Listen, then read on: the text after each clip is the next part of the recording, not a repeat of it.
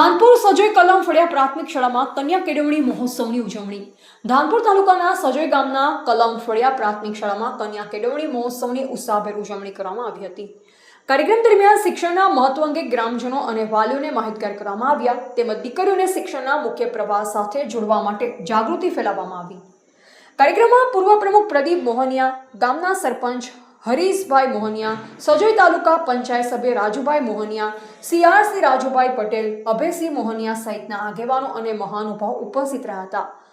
ઉપસ્થિત મહાનુભાવોએ દીકરીઓના શિક્ષણને પ્રોત્સાહન આપવા, શાળામાં નિયમિત હાજરી સુનિશ્ચિત કરવા તથા શિક્ષણ દ્વારા સમાજના સર્વાંગી વિકાસ માટે સહયોગ આપવા અપીલ કરી. કન્યા કેળવણી મહોત્સવ અંતર્ગત વિદ્યાર્થીઓનું સ્વાગત કરવામાં આવ્યું અને શિક્ષણ ક્ષેત્રે સરકારની વિવિધ કલ્યાણકારી યોજના અંગે માહિતી આપવામાં આવી. આ પ્રસંગે ધોરણ 1માં કુલ 41 નવા ભૂલકાઓને વિવિધ તિલકવિધિ સાથે શાળામાં પ્રવેશ આપવામાં આવ્યો. ગ્રામજનો, વાલીઓ, શિક્ષકો અને આગેવાનોની ઉપસ્થિતિમાં કાર્યક્રમ સફળતાપૂર્વક સંપન્ન થયો.